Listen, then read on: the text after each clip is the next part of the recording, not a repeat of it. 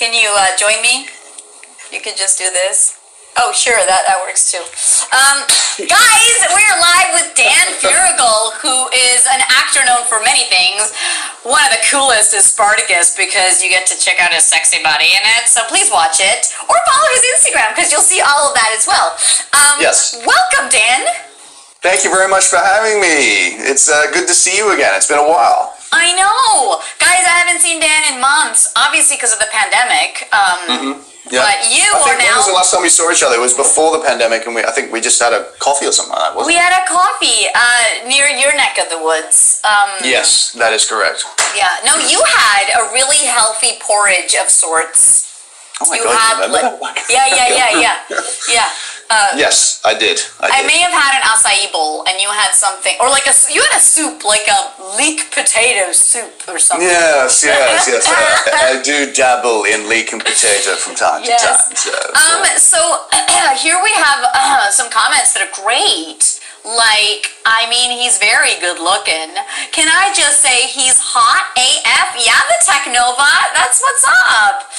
I like to make him a little red, guys. Yeah, you're making me blush. I mean, I've got a little bit of a tan, a little bit of sunburn from been down the beach for the past week, so you can't really see it, but yes, I'm blushing. Thank you very much, chat. You've awesome. Been down to the beach for the past weeks. Where are you?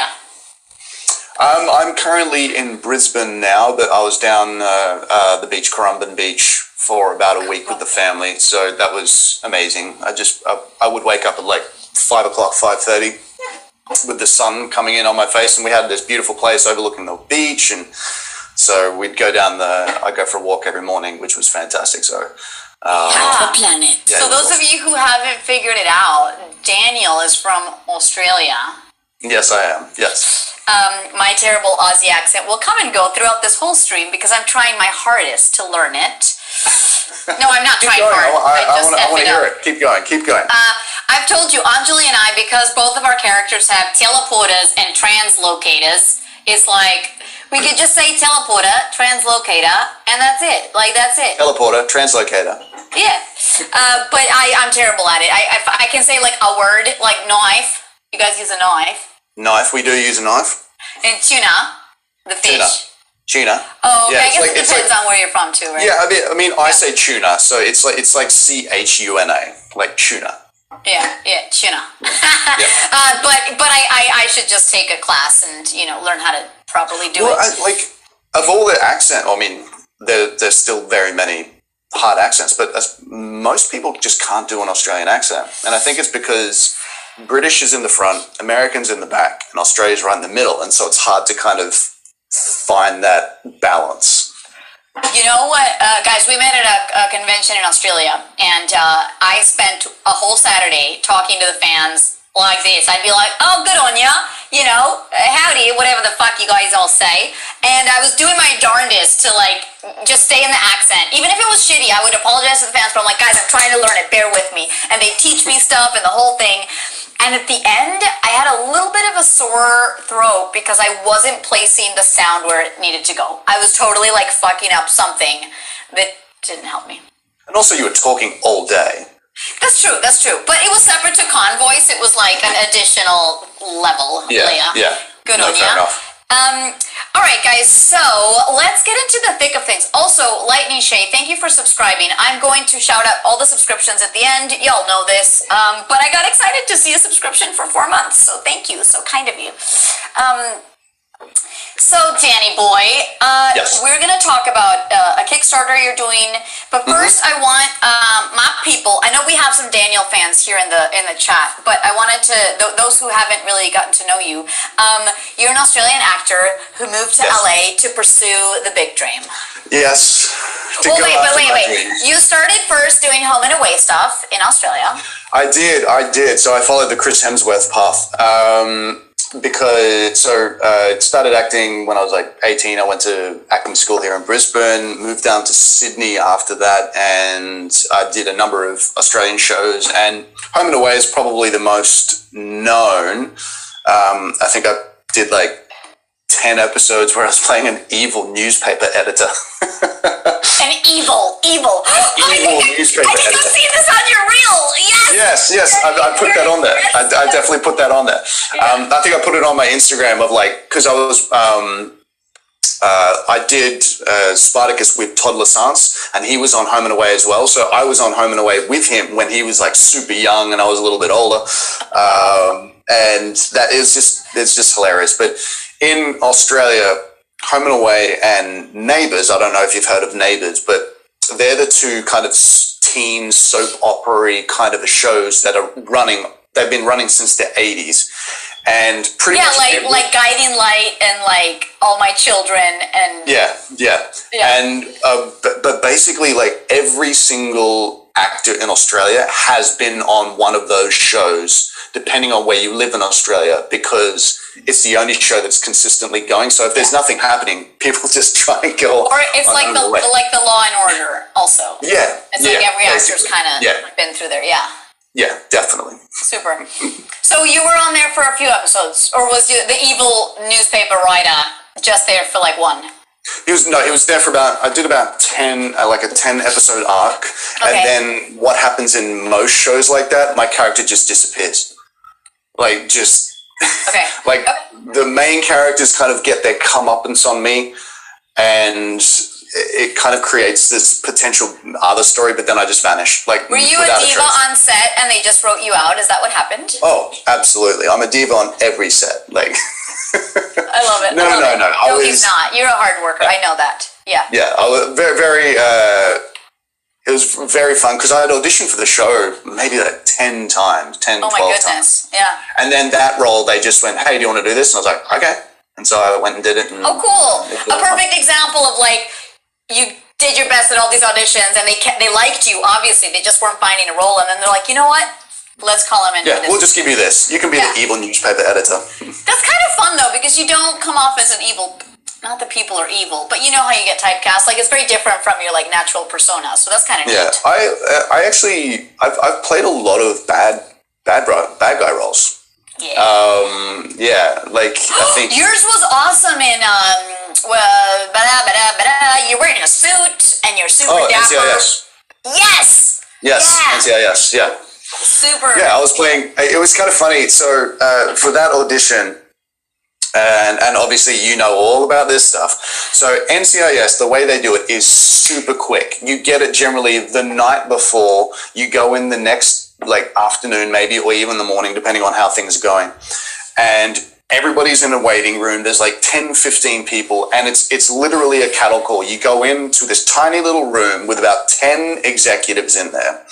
And the reader goes, hey, I'm reading with you. And you go, okay. And then go. You do it. Thank you. You do it. Thank you. And then you get out of there. So it's like literally like, boom, you go in, they leave. Boom, you go in, leave. So in this time, the character, the breakdown of the character, they said, European accent. And I'm like, what does that mean? The fuck? Yeah. So because this guy was like an evil character, and for some reason now every evil character in American shows are Russian or like Eastern European or something like that, I tried to do a Russian accent and it was terrible. I didn't have enough time to work on it. So about a minute before I went in, I just switched to like evil posh character, evil British character, because I'd done that before. Yeah. And I got it. So so good. So good. Yeah. Because that's like the type of evil character you'll also see in like 007 or something, you know? Absolutely. I'd love to do that. I'd love to do that. I think the evil characters can be any nationality, but totally. Bond has to be British. Yeah. So then how did that was after Spartacus though? Yes, way after. Yep. How did Spartacus come about? That's a freaking exciting gig to book. Yeah, it was, and that one completely came out of the blue. So I initially auditioned for one of the earlier characters, Crixus, when I first started, when it first came out, and obviously that didn't go my way. And then several, maybe like 4 or 5 months later, excuse me, I auditioned for one of the brothers, the German brothers that I ended up eventually getting. They wanted us to do a German accent and then a neutral accent. And we were auditioning for both roles, but just with one, I think 2 scenes. And so, you know, in Australia, I don't know what it's like now because I haven't been here for a while, but in Australia, you get a lot of time to work on something. So I had a whole week to work on this. Whoa! Yeah, I know. Guys, usually we get an audition today and it's due to, and we have to show up tomorrow knowing all the lines, having worked on whatever accent they want. Usually it's like next day, maybe 2 days, but like a week is like... I know, I was like, whoa, hello. And so I went to a friend who was German and he helped me with the accent and everything like that. And so I went in there, did it. And then about, I think 3 weeks later, I was doing my my survival job at JB Hi-Fi, which is the equivalent of like a Best Buy and Amoeba Records, like, you know, DVDs and all that sort of stuff and things like that. Yeah. So I was working there and I had a missed call from my agent. So I ran up to the toilet and like, hey, how you going? What's going on? And they told me that I booked it. And I was like, whoa. And then it just became so much bigger than what was initially kind of written down on the breakdown. So yeah. It was awesome. Originally, was it a character that just had like a few episodes? Did you know it was recurring? Did you know what it... I knew it was recurring, but they didn't really give too much away. I think it was starting to get to that point, you know, when television shows and movies just wouldn't tell the actor anything. So when you go to prepare for a role, they're like, here you go. And you're like, well... These are sides that we've made up for this character. It's probably not even what you're actually going to do. The character's sort of in the same vein, but it's not really what you're seeing in the script that we sent you. Yeah, absolutely. And also as well, you don't know which direction to take it because they don't give you any backstory. They don't give you any of this. So it's up to your interpretation of it. And then if your interpretation is wrong, they're like, well, this person can't get it. Yeah. So, but then again, every now and then somebody's interpretation is completely different to what the creative people want, but they really like it, so they bring you in. It was, and that's so kind of the rest of history, really. Were you as buff when you started on the show, or do they train you like crazy? I've always wondered how that goes down. Yeah, I was not as buff. I was a struggling actor in Sydney. So when I got there, I was about halfway through filming, so I didn't do the boot camp or anything like that. So I just worked out myself in my own spare time. So I had a lot of spare time because I was a recurring role on there, but I wasn't part of the super main cast yet. Yeah. And so I just got super big then. But then the subsequent years, we did like a month boot camp, which was about 4 hours a day, 5 days a week. And that sucked by the end. Crap. It sucked by the end. Were you just eating a ton of boiled chicken? Yes. So I think from what I remember in the mornings, I was just having oats and coffee before I went in to start training. And then halfway through, you'd have some fruit or something like that. And when afterwards, you'd just be like, just eating salads and chicken and whatever it is you can get your hands on. We did that pretty much for the whole shoot. We had a special table that they made food specifically for us, which was just rice and quinoa and boiled chicken or boiled this and that and that. Boiled and that. eggs. Oh my God. Yeah. Could you add like olive oil to things, or that's not good? Oh, you can do whatever you wanted, but... Oh, I thought they were very specific about like not eating specific fats or whatever.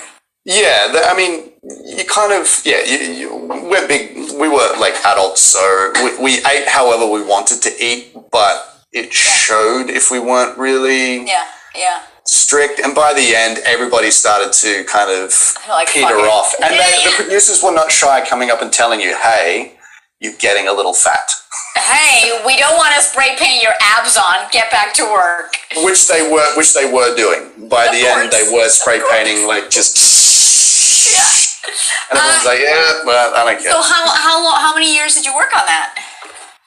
I did that. That was 3 years.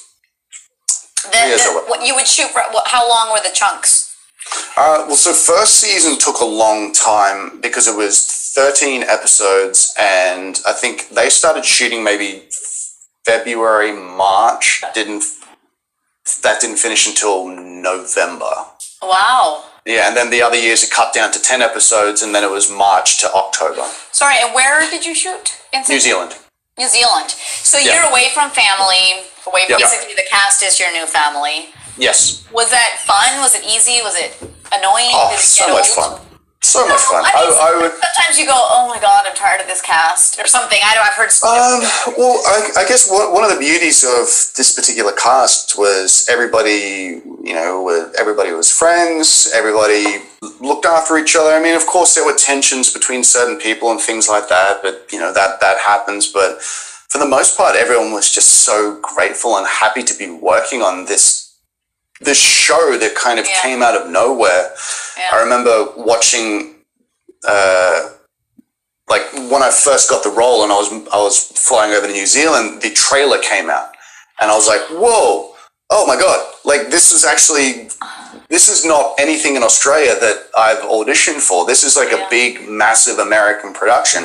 And then we watched the first 2 episodes and that just solidified to me. It was like, whoa, this is actually a really cool, big kind of thing. And so I was very excited. Yeah. That's amazing. Wow. That's cool. Yeah. That's just like, it's like an actor's dream come true. You want to work on something long enough that it like will come back, and then like the fan base just loves the characters. And you also represent the LGBT community. Yes, I do. Yeah. I'm sure you have a lot of fans that thank you for. Yeah, that's been the nicest thing about it all is because you're unaware of. I mean, at least at that particular time, I was unaware of the the impact it would have, and my initial thoughts when I was going into it was just, I'm just gonna play this like just a character in this world who just happened to like guys. Yeah. And that's how I approached it. There wasn't any, and you also have to give kudos to the team, the producers and directors and all that sort of stuff, and the writers, because this was the world that existed, and all these different sexualities existed, and that was it. Yeah. They didn't make any. There was no like, this is the gay character, this here. There was none of that. This is the straight character. Yeah, this is the straight character. It was just, and everybody was accepting of it in the world. And so that was the cool thing about it. So I think that's why a lot of people really, really liked the show in regards to that representation. And we lived, which apparently was very rare at the time. Oh, that you didn't die? Yes. Okay. Wow, that's amazing. And did you say till the end of the when the show ended, or did you die off before? No, I survived. I was one of the only ones. Yeah, and that's why people were like, "Whoa," because usually, like apparently, a lot of the gay characters will always die. Oh, and so I wasn't aware of this. Well, neither was I. This is another thing. Like I'm being told, like, "Oh my God, thank you so much for this, and thank you so much for that," and I'm just completely unaware of that particular importance, and so that's why. It's really nice to see something that I've done actually have an impact, which is really cool. Yeah, that's incredible. Oh my God, I love it. And it makes me more aware of when I do different roles and things like that of, okay, how is this going to be represented, as well as balancing that with how I want to do a particular role and things like that. So. For sure. Oh, that's so beautiful. Cool. I've seen it a little bit with Overwatch. Cara Theobald is the face of Overwatch. She's Tracer, and her character, kind of 8 months in or something, there was a cute story that came out where she's with her girlfriend, so then people were mind blown. And then, slowly it's like we are introduced to characters that are LGBT without having that be their main trait or the thing that defines them. And I think that that's really important. And Sombra, could be bisexual. I have no idea. I don't write these characters, but if people want that or it makes them happy, I totally support it. And if that's what ends up happening in the story, poop, then I'm and Ray's too. Ray's like people ask, I don't know, I don't write this, but if she is, whatever she is, they, them, her, sir, I'm happy. Ooh, I like this question, and then we'll move on to your awesome Kickstarter. Dan, what's your favorite character to play? Of all the things you've done, is that like one of the... Yeah, Yeah, I would have to say Agron was my favorite, and that's because I just got to expand on it the whole time. It wasn't just a guest role where you come in and you do the most cliched of things because that's what they want on this particular show. That would have to be the favorite because he had this massive story arc. He was this, he was that. So that was probably my most favorite role. And then after that was my Chicago Fire role where I was a military guy. And that was a lot of fun too. So. Guys, check that out. How cool. Yes. Do you remember what season? I think it was season 6, episode 8.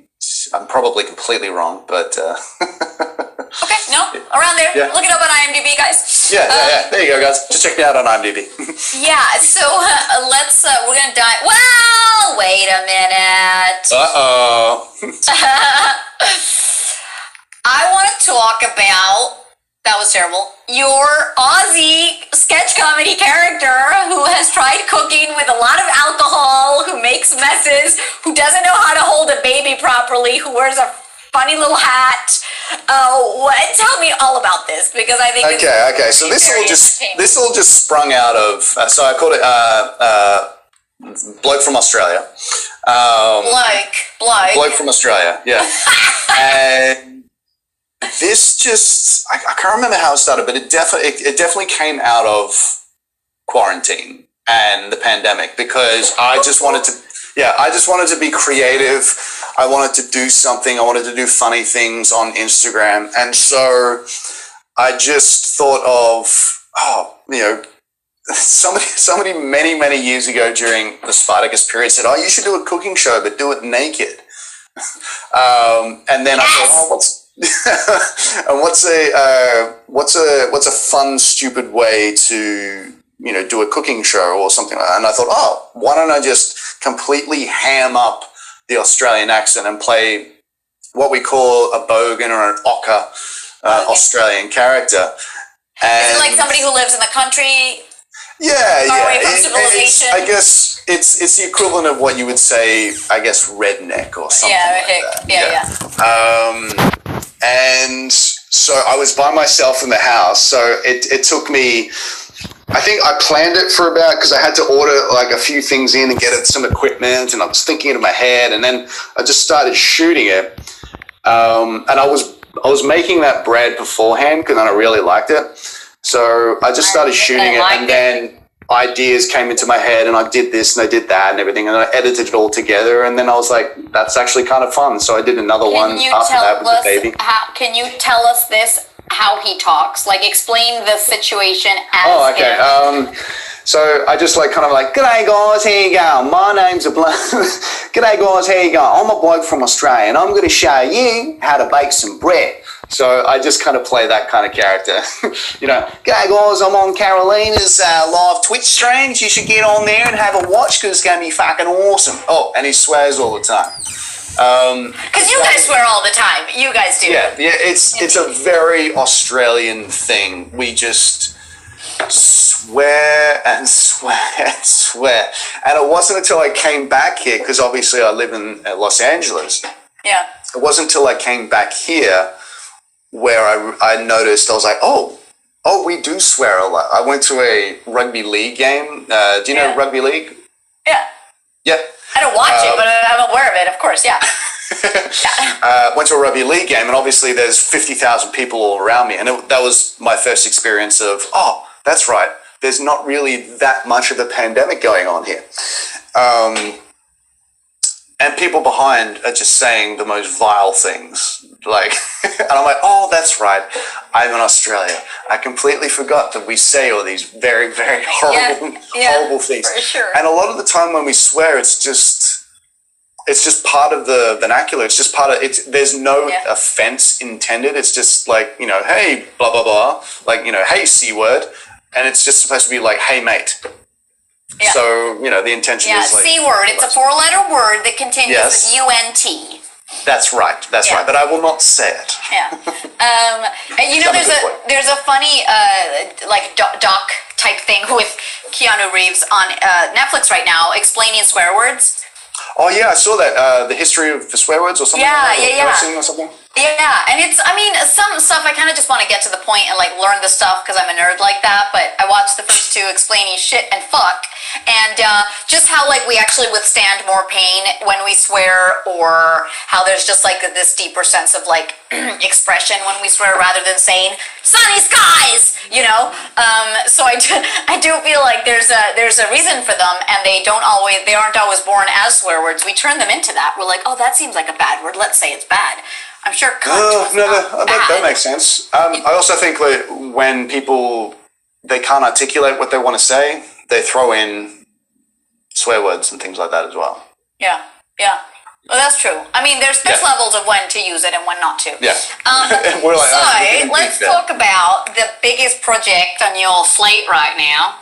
That's right. Right. Let's do this, Carolina. Let's fucking do this.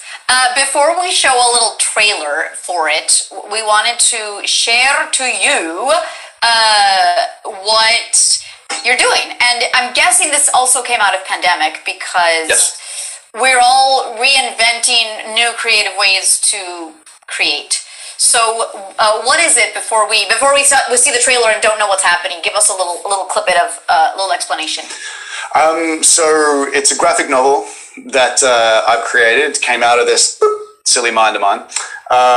It's about a detective named Sebastian Vitro who is able to tap into the quantum realm. And so what we see is when really horrible things happen, that moment in time can fracture and become a shard, like a fractured shard. And he's able to see that shard, which kind of gives different views of perspectives and things like that he's able to see, and he's able to use that power to solve crimes and things like that. But it starts to get like a lot deeper and this and that in regards to the quantum realm. And so it came to me. Oh yeah. Yeah. It came to you. It was just a friend of mine, Sean, who is. It's his comic book publishing house that's along the ride with me for this. I was talking to him a couple of years ago and just told him some ideas that I'd had for movies and TV shows, because I've got a lot of that kind of running around in my brain like a little mouse. And we had a live stream chat with him last year, and he came back to me 10 minutes later and said, "Hey dude, do you want to go into business and create a graphic novel?" And we do this, and we just went off with it. And that's one of the big things that came along with the pandemic, was I'm just going to go with ideas and this and that and not stop myself. And what made you choose a graphic novel? Why that versus a short animated? Like how did it specificity of this? Well, firstly was because Sean, that's his domain. Graphic novels is his domain in comic books, and he came to me. But also what excited me about it and made me say yes was it's an avenue I've not explored. I was not a huge comic book reader when I was younger. I collected Mad Magazine. Mad Magazine and Simpsons magazines. Simpsons comics. Dan, I'm going to hold up a sign. Don't just keep talking. This is just for the chat. Just keep talking. Okay. All right. So I just wanted to go down that route. And the fact that I'd been to a number of conventions and just seen how amazing all the video game fans are, how amazing all the comic book fans were, that I just wanted to get involved in that and see what it was like and stretch my mind, my creative mind. And it's been amazing. Are you a nerd yourself for comics, or you've just learned about it via Comic Cons? As I said, I wasn't much of a comic book reader when I was younger. My education has been Marvel and DC movies and things like that. And also a number of my friends are big comic book fans. And so they've been like, if something pops up, I ask them and they go, "Oh, well, this happened and blah, blah, blah, and then this and this and this." And then they'll come out of a movie going, "That's not how the character was in the comic books. That sucks." And so that's that's the education that I got, and now it's just opening my mind to just how amazingly creative you can be, and how amazing. Absolutely. Like, you can do anything. You can literally do anything you want. Yeah. And that's awesome. I feel like it's not like, and you're not necessarily beholden to, say, a studio or executives or anything like that. You can do whatever the hell you want. So that's what excites me about all this. So you're doing a Kickstarter to raise funds so you can make this dream of yours happen. Yes. Wow, I've never done a Kickstarter. How does that go? Is it really stressful? It's not too bad. I've been generally, I've been the one that's kind of just been creating videos and being that creative part, whereas Sean and Steven, my business partners, they've been doing all the Kickstarter stuff because they've done all that before, so they know what they're doing. Nice to have partners that just do this for you. Are you all on your lonesome? Dude, I ran that Kickstarter for the most part by myself. Yes, my director and producer was reaching out to people, but I was hounding my followers like crazy. It was a very stressful time. Yeah, but don't do that. Is that why you shaved your head? I was so stressed out. I went in and shaved it. No, dude, I shaved this over a year ago for charity, and we raised $14,000 for a school. That's awesome. That's awesome. Yeah. Let's watch a little. What'd you call it? A trailer? Trailer that my brother made for me. Awesome. So that y'all get an idea, and we would love for you to share the Kickstarter. Our dearest friend Nightbot just put it in the chat, so please click on that link to check it out. And Thank you, Nightbot. If you can't donate even $1, well, even if you can donate, please share. The most important thing is sharing, because it'll get into it'll get seen by a lot of other people that might be interested. So we love the sharing is caring motto. And so Danny, we'll chat about some incentives after. Yeah, we have time. Let's do it.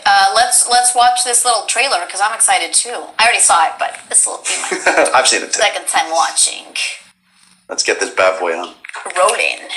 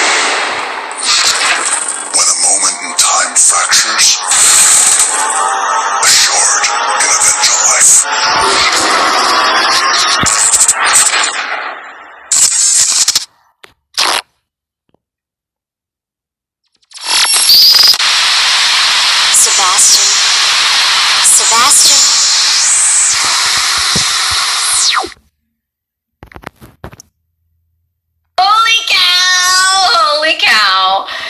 Dude, that is so exciting. Yeah. I did that with my brother, and I just said to my brother, hey, can we make like a movie trailer for this thing? And so we worked on it for like a day or two, and he's really good at all that sort of stuff. So I was really excited at that, and just kind of to get kind of like the vibe of what we're trying to create with the graphic novel. So I was really happy about that. I saw someone in the comment section going, what the fuck is this? Yeah. Diva Waifu, we're sharing my friend Dan's Kickstarter for a graphic novel he's doing, and that was the trailer. If you came in late and don't know what the heck is going on. Yeah, you're like, what is going on here? Yeah. So what Gary Chrome, when you made this, and it looks pretty cool, did you picture yourself as the lead role? And if they ever transfer it to the screen, would you audition for it? He won't audition. He will be the role. He will choose to be it. 100%. Why do you think I'm making this? Yeah. And also as well, like going on before when we were talking about why we do is like this is an avenue. A lot of studios, a lot of executives, they want intellectual property. They want something that's already got a fan base, and you know they don't have to do too much, so to speak, in regards to advertising. But yeah, definitely. Like yeah. That voice that you did, is it? Has it been like synthesized or anything? Yes, yes. Okay. I don't have the talents that you do. Dude, you have some crazy talents, and I'm sure you can pitch your voice a lot lower. I wasn't sure though. I'm gonna do who can go down there, you know. Yeah, no, we kind of synthesized that particular voice, and then I got my little sister to do all the girls' voices, and then we would just she's 24, and we would just make it so it sounded like she was much younger. Yeah. So they're asking when or where can you see this? JD22, it's not done yet. There's a Kickstarter happening. Which we've got a Kickstarter. Yeah, it's if those of you who don't know what a Kickstarter is, it's a crowdfunding site where you can get a lot of people interested in something, donate maybe $1 or $5, and then there's so many people that donate that you get to make this project with love from a bunch of people instead of having one person, you know, donate the full amount. What is the amount you're looking for? So we've already smashed our goal, but what we're aiming for is, so our goal was initially $10,000. That's how much it was going to take to do the first graphic novel, get it all out there, Kickstarter gets their cut, all that sort of stuff. Yeah. So now we want to raise 30 or more. At the moment, we're about 19.7, which is fantastic. Yeah. Very, very grateful for all that sort of stuff. But the more we can raise, the more graphic novels we can do virtually straight away. Yeah. So if we get to 30, that means we got 1 and 2 done, and everything all sent out, all that sort of stuff. Kickstarter gets their cut, and we're golden. So that's what we're aiming for at the moment. We've also got a bit of a giveaway kind of a thing going on, where you can win a PlayStation 5 and a Cyberpunk 2077 video game. Wait, what? Say that again? Yes. I have gamers in the house. They might be interested in this. So basically, if you go to my Instagram, or you can go to my Facebook page, or you go to the Fractured Shards Facebook page, there's a link in my bio where you can click on it, and then you've got all these tasks, kind of similar to what you posted in regards to your chair. So the more tasks that they complete, the more entries they have into this particular thing, and it's like following me on Instagram, it's joining a mailing list, doing all that sort of stuff, but in order for that to become active, we have to reach 25,000 or more. 25, so you're gonna get it. You're gonna freaking get it. Yeah. So it's peanuts. If you like share everything and then go on to our Kickstarter page, and you know, I think donate $29 or $9, whatever you want. Yeah. And also we've got huge random incentives. numbers, dude. I don't know. Well, I mean, the $29 is the first physical tier that we have, where you actually get. Why so random? Why not 30? 29? I did not create that. People, I love it. I did not create that. Yeah. Well, it might be behind that same what is it, a psychological philosophy of like, if something's $30, people are like, meh. But if something's $29.95, then they'll go, oh, okay. Totally. Or $29.99 or something like that. That makes sense.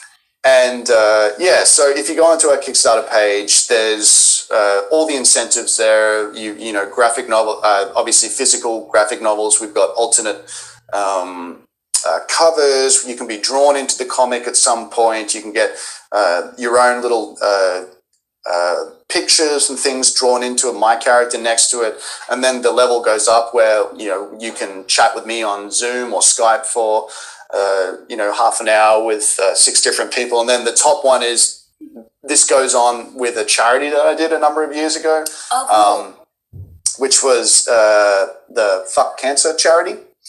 So it was In the Tub. I don't know if did you do In the Tub? No, I have not. No, you didn't. So In the Tub was one of the. I don't think we were friends then. That is true. So In the Tub was this concept by T.J. Scott, who was one of the directors of Spartacus, and his mother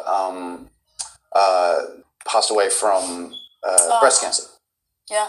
So he decided to do a in the tub photo shoot where everyone is basically naked. And I've seen those pictures of yes, you. yes. So I obviously did kind of like a photo shoot in the nude during my Spartacus days, so I was at my fittest.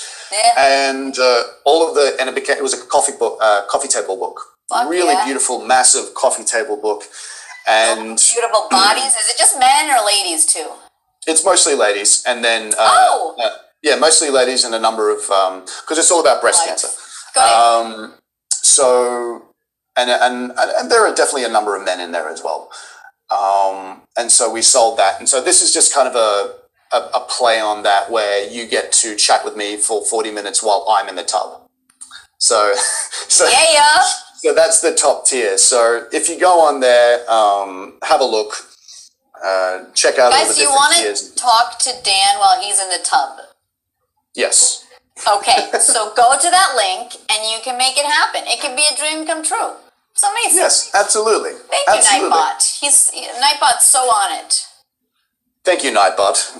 I love your name, by the way. Nightbot's also they and them, not he or she. Thank you, Nightbot. What was I going to say? Oh, well, now that's an offer I would consider. Yeah, hidden Joshta. Get on it, Joshta. Yeah, Joshta. Those are the things that, nowadays, because Zoom has just made everything so much more, it existed before, Insta Lives, all the things, but I think that now that we live in this digital world for reals, because we can't leave, it's not like, I'd get to, there's all these like raffles with celebs that are like, I'll take you to lunch, but now it's like, you can be in Italy and we'll do a Zoom session, because now we're just used to connecting to people on the line. That is correct. Yeah, so I did want to couple your giveaway with my chair giveaway, because it kind of works together. Guys, do it. You want to win one of these amazing chairs. I'm going to turn it around. Oh, it got stuck there. Yes, look, it's so cute, so cute. I just got one from Secret Lab myself, and we're going to do a giveaway in 2 weeks on the January 21st. Is not this Thursday, but the coming one. Guys, you get it. You get to win it for free. You don't have to pay anything. You could win a PS5 and Cyberpunk game and a freaking Secret Lab chair. I put up a video on my Insta and YouTube, and I'm gonna have Danny put it up here somewhere on the Twitchiverse. You guys just have to follow me on Instagram, follow Secret Chair on Instagram, comment your favorite Raise or Sombra voice line on my Insta post. And then you freaking join the live stream. It's the simplest thing. Oh, you have to tag a friend too, just to get like more people involved, and it's super, super exciting. So if you want to, win a chair, we don't mail to certain places, unfortunately, South America or India, which stinks. But I mean, for the most part, everywhere else, New Zealand, Australia, Philippines, the UK, all over the place. So super cool. Thank you for letting me do that, Dan. Welcome. Let's continue talking about your Kickstarter. I always forget to do these things. I do it on my socials, but I don't when I'm live here, and obviously that's the point of it. Twitch is a big deal. So, yeah. Daniel. Yes. How long are you going to be in Australia for?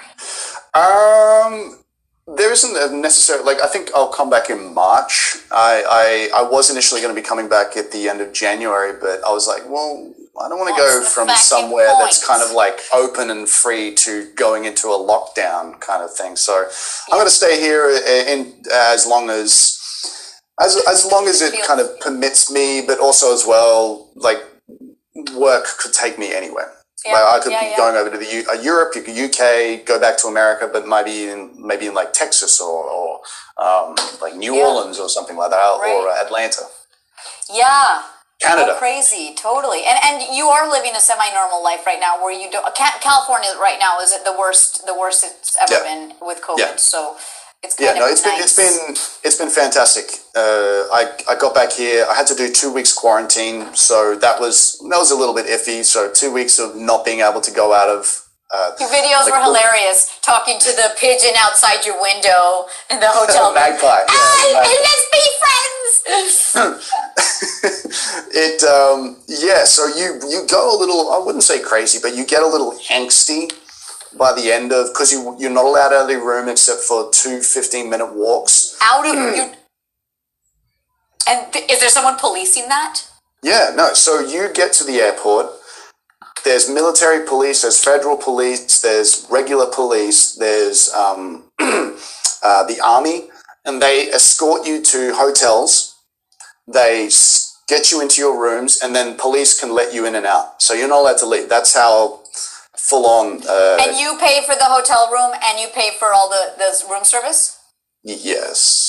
No, I'm just curious. Like, is the government being all like, this is what you know? So the government is telling you have to do this. You have to do this. You can't get into the country and I otherwise. understand. I understand. That's how they've kept safe. But I think if you booked flights before a certain period of time, the government pays for it. But if you booked it after a certain point of time, then you pay for it. Yeah. Holy cow! So you were in that room for 2 freaking weeks. 2 freaking weeks, yeah. And I'd have to ring up to go, hey, can I come out for a walk? And they go, okay, the times that are available are this times. And then it was literally you would go out to the rooftop, but the rooftop was this tiny little area, and people would just kind of like walk around with their masks on in the sun, just kind of like holy cow. And then they would let you back into your room. But they obviously all the movies you could watch, and you could order Uber Eats and things like that. They would provide food for you. And I put on so much weight. No, you didn't. Well, you don't look it. I did. In that 2 weeks, I put on so much weight because I was just ordering Uber Eats and terrible, terrible food. Yeah. But I'm sure you were doing a little workout there, like some lunges, some push-ups. Bits and pieces, yeah. Wow. Okay, so much respect. I thought that you could at least go for runs and be out and about with a mask. The only exercise you could really do going outside was not necessarily going outside. You'd have to go one at a time down into the basement where you could power walk around the car park. Oh my god. That's nuts. Yeah. Wow. Well, I'm glad you survived it. Thank you. But once you got out, mask off, do whatever you want. Yeah, whatever. Yeah. Dude, so right now you're going to enjoy Australia, hopefully be with family, which you haven't seen in so long. You're working on fractured shards. Yes. Not to be confused with shards. Fractured shards. Yeah, fractured shards. The graphic novel is stinky. And auditioning for stuff that comes through. You have agents in Australia and the US? Yeah. So I don't have representation here in Australia at the moment because I'm moving over to somebody else. But in America I've got representation. I've got representation over in the UK. They're all working together, and it's just a big kind of challenge at the moment because a lot of productions just don't know what's going on. Yeah. So I think they're starting to ramp up casting now, but nothing will shoot until June, July, August. So it's that whole, even in places like Australia and New Zealand, I thought they were. Australia, there's a lot of shooting going on right now because everything's kind of open. I think there's a Ron Howard film about those kids that got trapped in Bali in that cave underwater. I don't know if you heard about that. They were trapped for 2 weeks. You've got Thor is shooting. I think another Chris Hemsworth movie is shooting. You've got the Elvis Baz Luhrmann movie that's filming, and I think there's a Zac Efron film that's filming as well. So there's basically Hollywood's just gone, Australia's open, let's go there.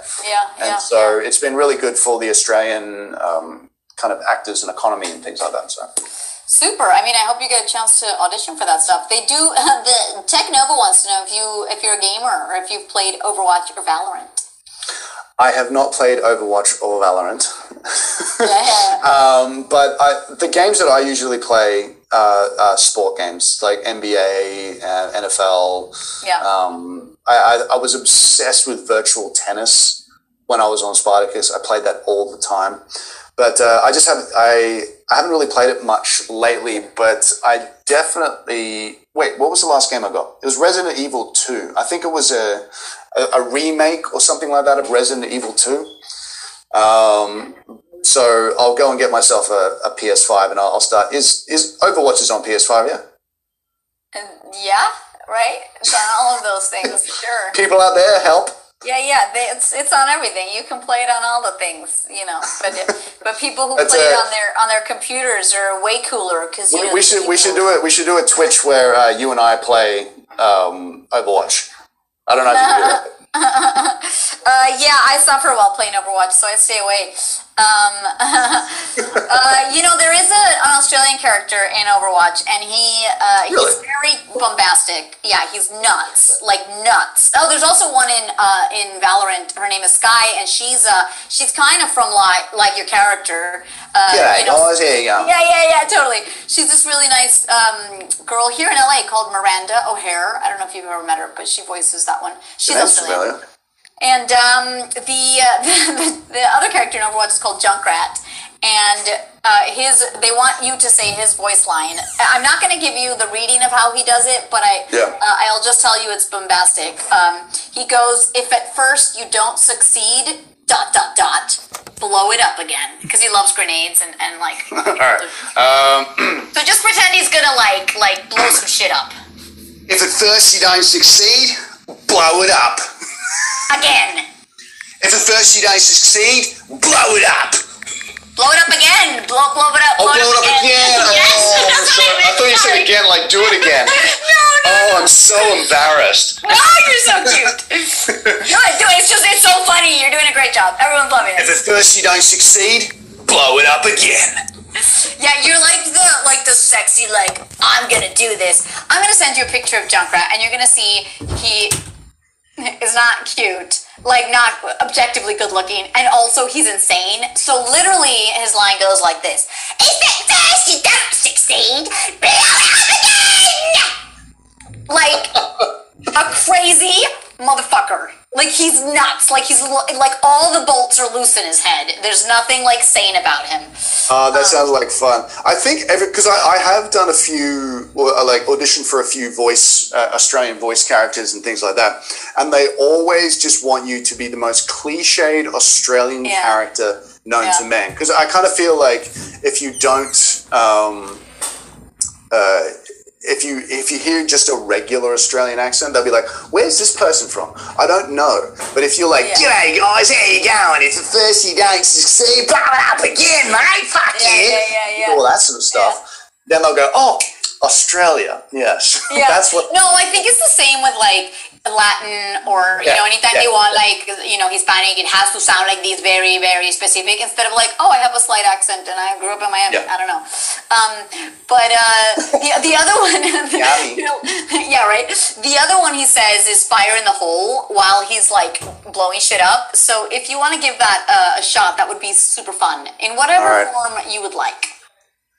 Let's see. I apologize to my family who's all asleep, but anyway. Yeah, because it's 7 a.m. there now. Shit. Yes, it is. 7 a.m. Let's see.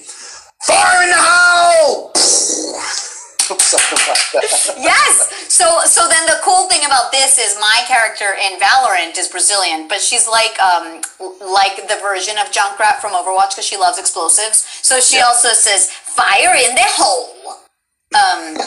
Very different, but yeah. And the other thing, so I'm going to shout out the thingies today. If you bear with me a little bit, Dan, and we will shout out your Insta again and all the things to follow. But think of any closing remarks that you feel are necessary for all the viewers today as I shout out the thingies. So, Lightning Shay, subscribe for 4 months at Tier 1. Thank you so much. Dark Absol 27 gets a Sombra voice line. I'd love to stay and chat, but I'm not going to. That is one of my favorites. Maisie Grobe, I'm going to scold her, but she gets a Ray's voice line. That snake lady is a joke. Brazil has vipers. Oh, Brazil has real vipers. She's dumb. I don't know if that's how the inflection goes, but Danny, I will do that anytime for you, so you don't need to request them on this Twitch. I scold Danny every time she subscribes or does anything because, as you all know, she handles my Twitch and she is on it. Daniele Brito, thank you so much for all your help. And the last one is Sombra voice line for Tech Nova. Volvamos a la medianoche. Boop. Ta-da! Shut up. What are you laughing at? I love it. It's so cool. Yeah. All right, so, Danny, you, Danny, not the Danny taking care of all this. Yeah, what can I do for you? Oddly British. Yeah, man, so we would like to remind this awesome chat to check out your Kickstarter. The link has been shared. It's all over Dan's Insta. That's right. And your Insta is? My Insta is at the Dan Feuggureal. That's FEUERRIEGEL. That's really complicated, guys. The first time I was putting that in my phone, I was very confused. So if you want to find him via my Insta, I just tagged him in a story. It's quite easy to do that. That is correct. Yeah. So go on to Kickstarter, pledge as much as you can. We've got some awesome incentives for the graphic novel. We've got 2 different covers. We've got, live Skype sessions. We've got drawn into the comic book. We also have a competition going to help spread the word of Fractured Shards, where you can win a Sony PlayStation 5 and a Cyberpunk 2077 video game. How crazy, guys! That's reason alone to donate at least $1. Yes, absolutely. And but with that, if we once we reach 25K, that's when that all kind of activates. So get on that. That link is also in my bio. You just go there, follow it. Do the more things that you complete, like the more tasks you complete, the more entries you have. That's amazing. And so it's stuff like following me on Instagram and things like that. So like it's. I'm really proud of the graphic novel that we got so far. We've got the first 8 pages on the Kickstarter, so you can check out the tone and the vibe of what we're going with. Yeah. And the more money we raise, the more we can get to you. And I think that's incentive enough. Super. If you love cyberpunk, if you love dystopian stuff, if you love like dread and all that sort of stuff, then you'll love this kind of stuff. So. Yeah, and share with your friends who are not on here who might enjoy it. Thank you so much, Mercy. Sharing is caring, and sharing is the most important thing. So yeah, for sure. Thank you to everybody that from this Twitch live stream that's tuned in, and also who's going to be doing all that sort of stuff. You guys well, Feral Starlight said that they've done all of those tasks already, so you have a great chance to winning all these wonderful things. Absolutely. Yeah, thank you guys so much, and I'll keep sharing. When I saw your giveaway for the PS5, I was like, I'm definitely sharing that on my stories because I know so many of my peeps will dig that. Excellent. You'd be surprised, though, sometimes when you're giving stuff away, people don't want to do the simple tasks. I know donating money is one thing, but when it's free, you're like, what? Yeah, well, I think we wanted to do, like, if you donated a certain amount of money, enter the draw, but apparently Kickstarter doesn't allow that, so, because it's kind of like a bribe. So we weren't allowed to do that, so that's why we had to, we'll share things and do all this sort of stuff, so. Oh, I guess I didn't do it via Kickstarter. I just announced on my Insta. All right, guys. Yeah. For $1, you can win this poster, Anyway, would you like to boop the viewers right now? Because that's what I would. Just go ahead. You're supposed to say boop. There we go. Oh, I didn't hear you when you said it. It didn't come through. All right, guys. Thank you so much for watching, and keep booming and booping. Absolutely. Thanks.